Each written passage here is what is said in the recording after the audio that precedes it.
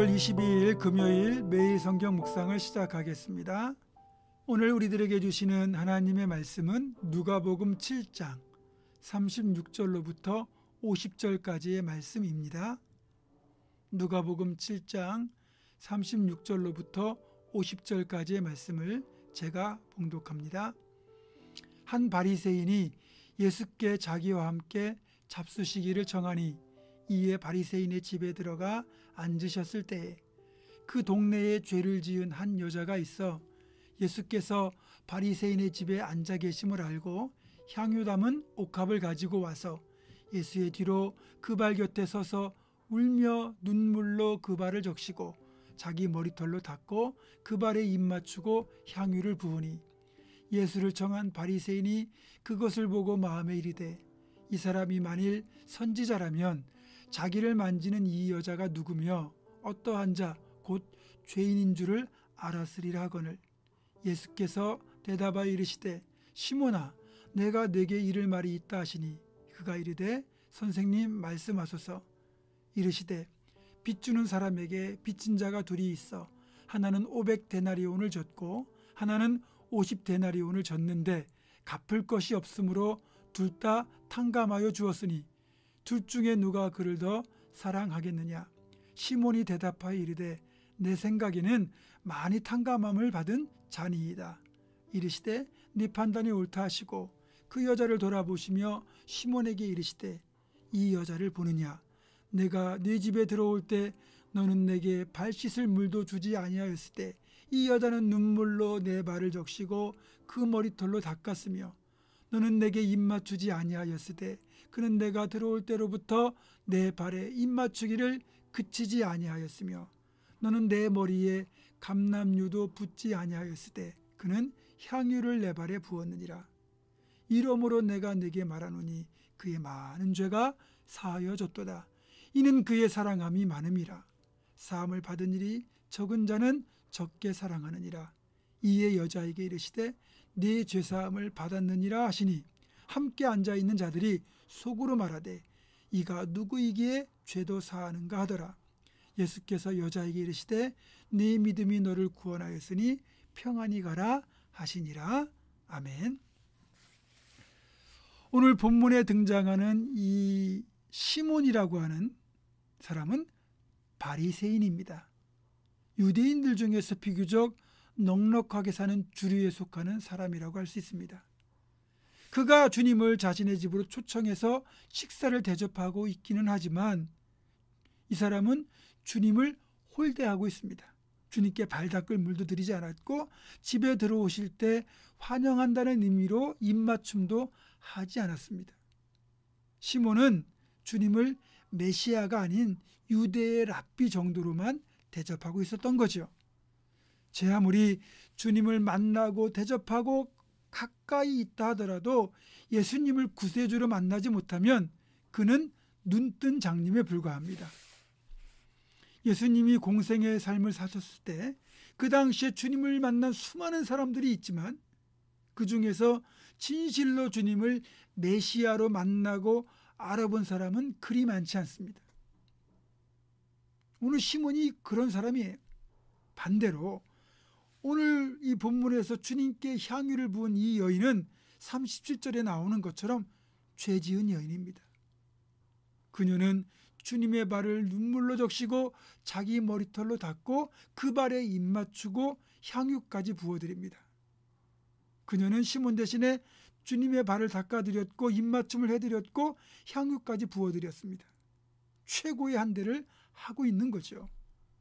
이런 상황에서 시몬은 자신이 주님을 홀대했다는 생각을 하지도 못하고 속으로 이분이 진짜 선지자라면 이 여자가 죄인인 것을 알았을 텐데 이렇게 생각합니다. 그런 시몬의 생각을 주님은 읽으셨고 빚진 자의 비유를 통해서 그 사람의 잘못된 생각을 깨우쳐 주셨죠. 자, 주님의 비유는 이겁니다. 두 사람이 있는데 한 사람은 500데나리온, 우리 돈으로 따지면 한 5천만 원, 또 한 사람은 50데나리온, 한 500만 원을 각각 빚졌는데 둘 다 빚을 탕감받았다면 누가 더 고마워하고 사랑하겠느냐, 이런 질문이었어요.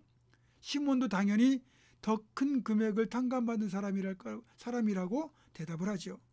그러자 주님은 시몬의 홀대와 여인의 환대를 비교하면서 이 여인이 큰 죄를 지은 것은 맞지만 그 큰 죄를 용서받은 감격에 이런 행위를 했노라고 하면서 이 여인을 많이 사랑받은 사람으로 칭찬하면서 죄사함까지 선언해 주신 겁니다. 러시아의 대문호인 톨스토이의 소설 돌과 두 여인이란 글에 이런 내용이 나옵니다. 어느 날 두 여인이 수도사를 찾아갑니다. 한 여인은 자기가 큰 죄인인 줄 알고 몹시 괴로운 마음으로 나왔습니다. 실제로 이 여인 한때 큰 죄를 지은 적이 있어요. 그러나 또 다른 여인은 자신이 여태껏 도덕적으로 살아왔기에 별로 거리낌이 없다고 말했습니다.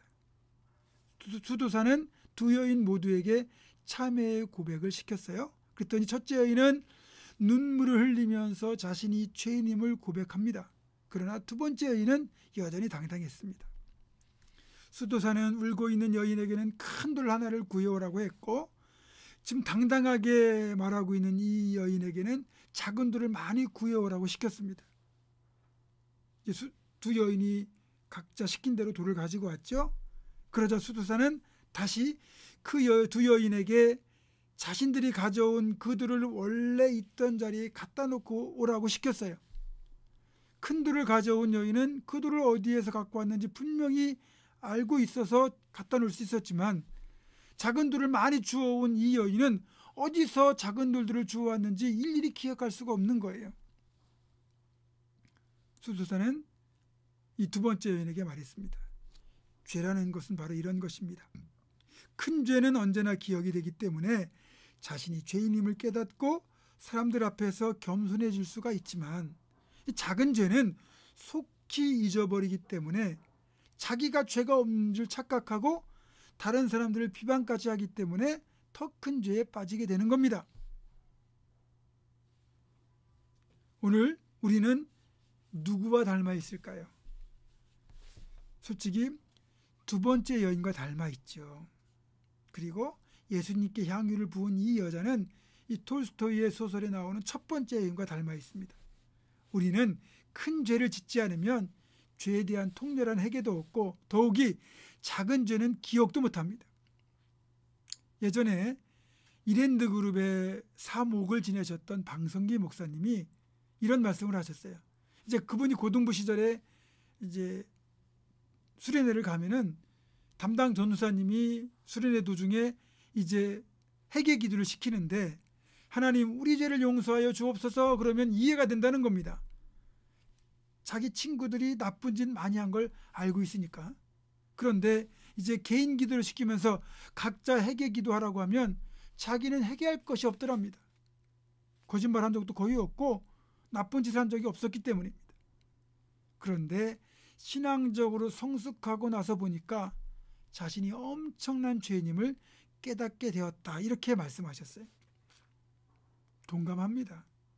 사실 하나님 앞에 큰 죄, 작은 죄가 중요한 게 아니라 우리의 죄인됨을 인정하고 또 그런 죄인을 용서하신 것을 감사할 수 있어야 이것이 진정으로 주님의 용서를 받을 수 있는 자격이 되는 거예요.